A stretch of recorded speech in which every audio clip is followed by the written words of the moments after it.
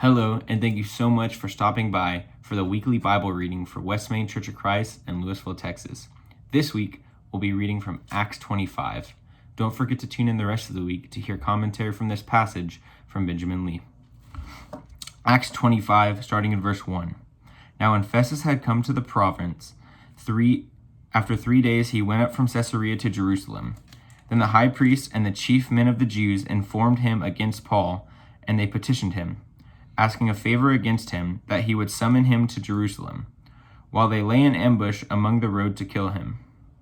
But when Festus answered that Paul should be kept in Caesarea, and that he himself was going there shortly, therefore he said, let those who have authority among you go down with me and accuse this man, to see if there is any fault in him.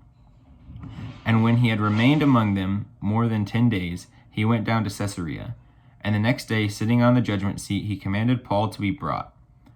When he had come, the Jews who had come down from Jerusalem stood about and laid many serious complaints against Paul, which they could not prove, while he answered for himself, neither against the laws of the Jews, nor against the temple, nor against Caesar have I offended in anything at all.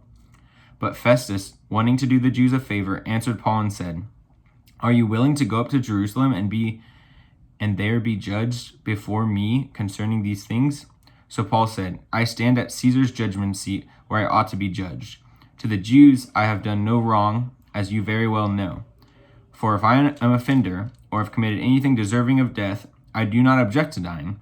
But if there is nothing in these things which of these men accuse me, no one can deliver me to them. I appeal to Caesar. Then Festus, when he had conferred with the council, answered, you have appealed to Caesar you shall go. And after some days, King Agrippa and Bernice came to Caesarea to greet Festus.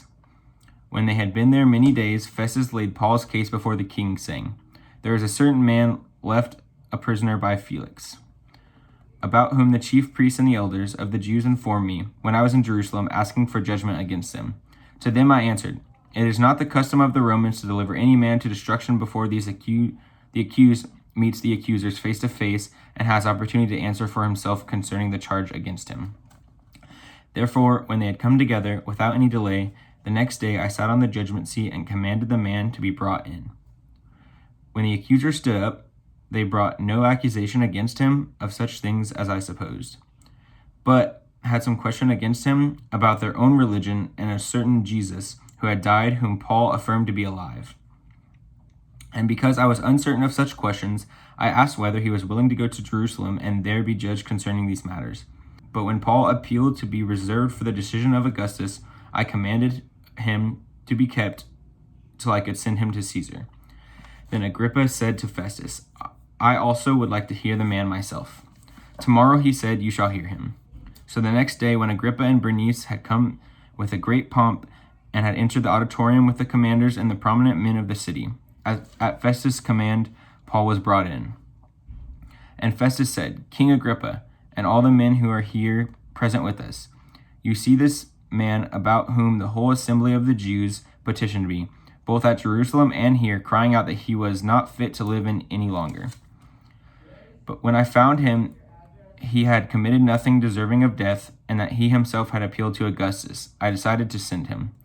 I have nothing certain to write to my Lord concerning him. Therefore I have brought him out before you, and especially before you, King Agrippa, so that after examination has taken place, I may have something to write.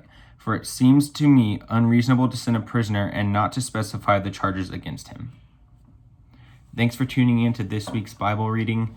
Don't forget to check back in for commentary on this passage. Thank you.